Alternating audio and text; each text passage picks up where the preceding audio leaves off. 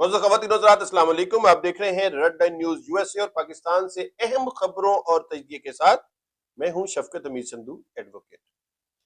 खबरें बहुत सी हैं। तुर्की में बहुत खतरनाक ज़ल्ज़ला आया है। इमरान खान को गिरफ्तार करने की कोशिशें की जा रही हैं। पंजाब में वाहद जो एक सहूलत मौजूद थी पंजाब के रहायशियों को, बासियों को, हेल्थ कार्ड की सूरत में, उसको ब्लॉक कर दिया गया है और दीगर बहुत सी खबरें हैं। लेकिन एक बड़ी अछूती और आपके लिए मालूमाती खबर मैं दे रहा हूं कि शरीफ फैमिली की लंदन के अंदर जो प्रॉपर्टीज है, बहुत सारे अदारों की मेहनत शाका के बाद उसकी तफसीलात सामने आई हैं और वो होशरुबा तफसीलात हैं। और वो तफसीलात बता रही हैं कि इतनी जायदादें किसी दूसरे मुल्क में जाकर बनाना यकीनन करप्शन के अलावा मुमकिन नहीं है, मनी लॉन्ड्रिंग के अलावा मुमकिन नहीं है और अवाम के पैसे को लूटे बगैर मुमकिन नहीं है।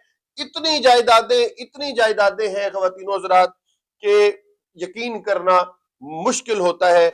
और 30 साल से ये खानदान जो कब्ज रहा है पाकिस्तान के तमाम तर वसाइल के ऊपर और हुकूमत के ऊपर, और मनी लॉन्ड्रिंग में ये जो है पता जब चला कि कैसे कैसे जो है वो ट्रांसफर ऑफ पेमेंट्स होती रही, लॉन्ड्रर जो है वो इनके लिए काम करते रहे और कितनी बड़ी बड़ी जो है वो पेमेंट्स जो है वो पाकिस्तान से गई। और पिछले 10 माह में ये फिर से जो है पाकिस्तान के वसाइल पर काबज है। 16.25 बिलियन डॉलर के जो ज़र मुबादला के ज़खायर छोड़कर गई थी इमरान खान की हुकूमत, वो सिर्फ 3 अरब डॉलर पर रह गए हैं। लेकिन हुक्मरानों के चेहरे पर ना कोई शर्म है, ना उनके दिल से कोई वैसी आवाज निकलती है। कभी आपने सुना है, नारे आपने सुने हैं कि हम अपने कपड़े बेच देंगे, हम ये कर देंगे, हम वो कर देंगे, हम अवाम को 6 माह के अंदर खुशहाली से हम किनार कर देंगे और इनके लिए दूध और शहद की नहरें बहा देंगे। लेकिन इनकी जायदादों की तफसीलात सामने आने के बाद ये समझ आ रही है कि अगर ऐसे लोग पाकिस्तान के साथ मुखलिस हो तो पाकिस्तान तो गरीब हो ही नहीं सकता, पाकिस्तान गरीब कहला नहीं सकता। ये जायदादें ये पाकिस्तान की अवाम को ना दें, ये पाकिस्तान के खजाने में जमा ना करें। ये सिर्फ पाकिस्तान के अंदर अगर ये असासे सिर्फ लेकर आ जाएं दो खानदान, इसके अलावा जरदारी साहब की किसी अगले व्लॉग में हम आपको जायदादों की तफसीलात बताने की सही करेंगे। लेकिन आप ये देखिए, जरा सुनिए कि हाइड पार्क लंदन में दुनिया के महंगे तरीन फ्लैट्स, जिनमें से 2 फ्लैट की मालियत 150 मिलियन पाउंड है। उसके अलावा लंदन के मशरकी इलाके में 340 मुख्तलिफ जायदादें हैं। इतनी लंबी तफसीलात आपके साथ इस मुख्तसर व्लॉग में शेयर नहीं कर सकता, लेकिन मैं आपको बताऊं कि लंदन पार्क लेन के 4 फ्लैट्स की कीमत आप सुनिए कि ये वो फ्लैट्स हैं जिनकी मलकियत से 25 साल तक ये फैमिली इनकार करती रही है, जब तक पनामा के अंदर ये आश्कार नहीं हो गया कि ये फ्लैट्स किसके हैं।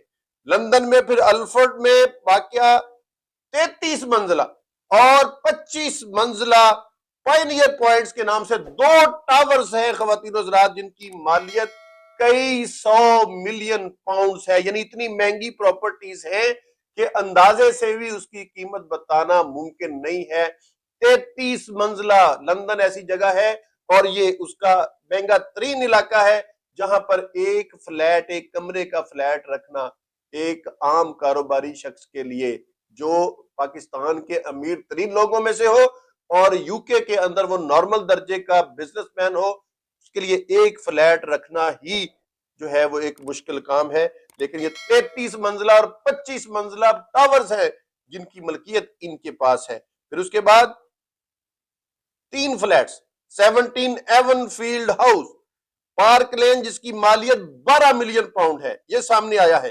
Flat number 8 Burwood palace London W2, मालियत 7 lakh pound. Flat number 9 Burwood palace London value, इसकी वैल्यू में आपको बताऊं मालियत 9 लाख पाउंड है।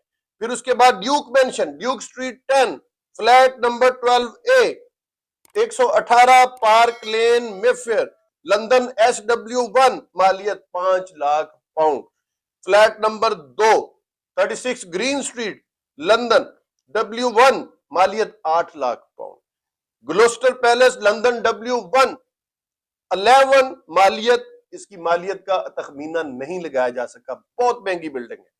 फिर उसके बाद एन बकिंगम पैलेस जहां पर शाही खानदान रहता है, लंदन का शाही खानदान, जो ऑस्ट्रेलिया का भी शाही खानदान है, जो कनाडा का भी शाही खानदान है, उस शाही खानदान के महल के एन करीब जायदाद है जो 4.5 मिलियन पाउंड मालियत की है।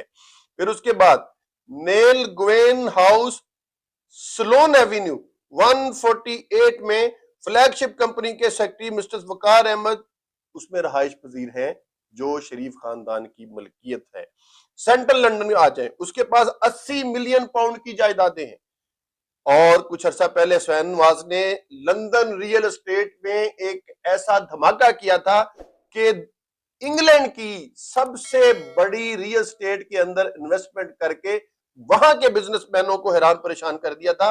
और ये 1.2 अरब डॉलर की पर्सनल इन्वेस्टमेंट थी, यानी किसी एक शख्स की 1.2 अरब डॉलर की ये सरमायाकारी थी जिसने दुनिया को हैरान कर दिया था। और पाकिस्तानी मीडिया ने भी इस खबर पर कुछ देर जो है वो बातचीत की थी, लेकिन आपको पता है कि ये लोग मीडिया को किस तरह से काबू में कर लेते हैं, कंट्रोल कर लेते हैं। पाकिस्तान छोटा सा मुल्क है, छोटे छोटे मीडिया हाउसेस हैं और थोड़े से लोग हैं, ये इनको काबू कर लेते हैं और उसके बाद जो है वो हर तरफ खामोशी और इनके गुण गाए जाते हैं। लेकिन आप देखिए कि ये इतनी बड़ी बड़ी जायदादें, और ये जायदादें सिर्फ मैंने आपको लंदन की बताई हैं। इसके अलावा इन लोगों ने जिन्होंने ये सारा डाटा कलेक्ट किया है, इन्होंने उनकी दुनिया भर में जो जायदादें हैं उनकी भी तफसीलात जारी की हैं और वो तफसीलात हम आपको किसी अगले व्लॉग में बताएंगे। और उस तफसीलात में आपको ये जानकर बड़ी हैरत होगी कि पाकिस्तान के अंदर भी बेतहाशा जायदादें हैं जो इनकी मलकियत में हैं, लेकिन आम जनता को इसका पता नहीं है। तो ये, और हमारे साथ ये क्या कर रहे हैं, अवाम के साथ क्या कर रहे हैं, पब्लिक के साथ क्या कर रहे हैं, जिनके लिए इन्होंने आटा सस्ता करने के लिए अपने कपड़े बेचने थे, कि उनके लिए जो इमरान खान ने पंजाब के लोगों को, खैबर पख्तूनख्वा के लोगों को जो हेल्थ कार्ड की सहूलत दी थी कि हर शख्स की जेब में 10 लाख रुपए की गारंटी डाल दी थी इमरान खान ने कि आप जब भी बीमार हो, आपको ऑपरेशन कराना पड़ता है, हॉस्पिटल में एडमिट होना पड़ता है, तो आपके पास 10 लाख रुपए गवर्नमेंट की तरफ से गारंटी के तौर पर पड़े हैं। और जरूरी नहीं कि आप किसी सरकारी हॉस्पिटल में जाएं, आप जाएं किसी भी निजी हॉस्पिटल में जाएं जहां बहुत बड़े बड़े लोग जाते हैं, अमीर तबका जाता है, बेहतरीन सहूलतें होती हैं, गवर्नमेंट उसकी अदायगी करेगी। उसको ब्लॉक कर दिया गया है, उस सर्विस को ही ब्लॉक कर दिया गया है, इसलिए अगले इलेक्शन की तैयारी के लिए। ये इन लोगों की वो खसलत है जो ये इनका प्यार है अवाम के साथ, जिसके लिए ये मुक्के और उंगलियां लहरा लहरा कर जो है वो अवाम से अपने इखलास की, अपनी पजीराई की और अपनी मोहब्बत की बातें करते हैं और उनसे रिवार्ड भी चाहते हैं। लेकिन इनको पता है कि अवाम अब बाशऊर हो चुकी है, इनको पता है कि अवाम इनके असली किरदार को समझ चुकी है, इनको पता है कि जिस जमात का, जिन लोगों का, जिस गिरोह का लीडर मुल्क में आने पर तैयार ना हो, वो उनकी कारकर्दगी क्या होगी, उनकी पजीराई क्या होगी और इंतखाबात में उनके साथ क्या होने वाला है, ये अवाम को भी पता है। थोड़ा सा जिक्र हम शेख रशीद साहब का करेंगे। शेख रशीद को रिलीफ मिलने का आगाज हो गया है। इस्लामाबाद हाई कोर्ट ने जो शेख रशीद को सिंध ले जाने की कोशिशें थी जरदारी साहब की जानब से और सिंध गवर्नमेंट की जानब से, मुझको थाने में उनके खिलाफ FIR दर्ज की गई थी। इस्लामाबाद हाई कोर्ट ने ना सिर्फ वो FIR जो है मुअत्तल कर दी है, बल्कि लसबेला में बलूचिस्तान में भी उनके खिलाफ एक जो है वो FIR काट दी गई थी, ताकि आजम सवाती की तरह नगर नगर जो है वो घुमाया जाए हथकड़ियों में शेख रशीद को, और जो है उनके गिर्द जो है वो अरसा हयात तंग किया जाए। लेकिन इस्लामाबाद हाई कोर्ट ने इंटरवेंशन करते हुए ये दोनों FIRs मुअत्तल करके तो मुतल्लिका लोगों को नोटिस जारी कर दिए हैं। जमानत की दरखास्त शेख रशीद साहब की, उसके ऊपर जो है वो मुद्दई के वकील ने, यानी मुद्दई भी आपको पता है कौन है, तो उन्होंने कहा जी कि हमें तैयारी की जरूरत है, यानी डिलेइंग टैक्टिक्स जो होते हैं, लेकिन उसके लिए 2 दिन का वक्त मांगा था, लेकिन 1 दिन का वक्त जो है वो जज साहब ने दिया है। कल दोबारा समाअत होगी और इन हालात से ये नजर आ रहा है कि शेख रशीद साहब जो है वो जल्द जो है वो लाल हवेली वापस आ जाएंगे। मरियम नवाज की बड़कें बढ़ रही हैं और उसके ऊपर उनकी बड़कों से ये लग रहा है जैसे वो ये बयान दाग रही हैं कि इमरान खान जो है जमान पार्क के बंकर के अंदर जो है वो जमा है, अगर वो गिरफ्तार होना चाहते हैं और गिरफ्तारी के लिए नहीं डरते हैं, तो फिर वो वहां से औरतों को और बच्चों को हटा के दिखाएं। यानी उनका निशाना इमरान खान की गिरफ्तारी है। लेकिन जो इमरान खान के जानिसार हैं, वो हमने पहले भी जिक्र किया था कि वो वहां पर कैंप लगा के और अपने बिस्तर लेकर आ गए हैं। और ये अगर ऐसे में कार्रवाई की जाती है तो वो एक नई जो है वो तारीख रकम की जाएगी। जैसे सानेहा मॉडल टाउन हुआ था कि तारुल कादरी के घर की सिर्फ रुकावटें हटाने की बात आई थी, तो जानिसारों ने 14 लोगों ने अपनी शहादतें पेश कर दी थी। और आज तक ये कलंक का टीका बनकर हमारी इन्वेस्टिगेशन एजेंसीज और हुकूमत के माथे पर जो है ये जगमगा रहा है कलंक का टीका। और ये नया कलंक का टीका जो है, अब मेरा नहीं ख्याल कि एस्टेब्लिशमेंट भी इनको ये इजाजत देगी कि इस तरह की कोई कार्रवाई की जाए जिसके अंदर फिर अदारे भी सवालिया निशान और उनकी कारकर्दगी भी सवालिया निशान और मुल्क और अवाम के साथ इनका इखलास भी सवालिया निशान बनता है। लिहाजा उम्मीद नहीं है कि इमरान खान को गिरफ्तार करने के लिए ये कोई ऐसी कार्रवाई करने की कोशिश करेंगे। बहरहाल नाअहल करने की जो सूरत हाल है उस पर जो है ये इनका काम जो है वो बढ़ने के इम्कानात है। तुर्की हमारा बरादर मुल्क है। हमें बड़ा अफसोस है, बड़ा सदमा है। अल सुबह जब ये खबरें मिली कि 7.9 शिद्दत का जल्जला जो है वो गाजियान के इलाके में 5,000 के करीब जो है वो मुतासरीन बताए जा रहे हैं और 1,000 से ऊपर जो है वो शहादतें अभी तक जो है वो रिकॉर्ड कर ली गई हैं। 200 इमारतें मट्टी का ढेर हो गई हैं। बच्चे, औरतें, मर्द सब जो है वो इस जख्मियों में शामिल है। तुर्की एक ऐसा हमारा हमदर्द बरादर इस्लामी मुल्क है जो दुनिया भर में कहीं भी मुसलमान जो है वो मुसीबत में हो, मुश्किल में हो, तो वो जहाज भर भर के वहां पर जो है मदद के लिए पहुंचता है।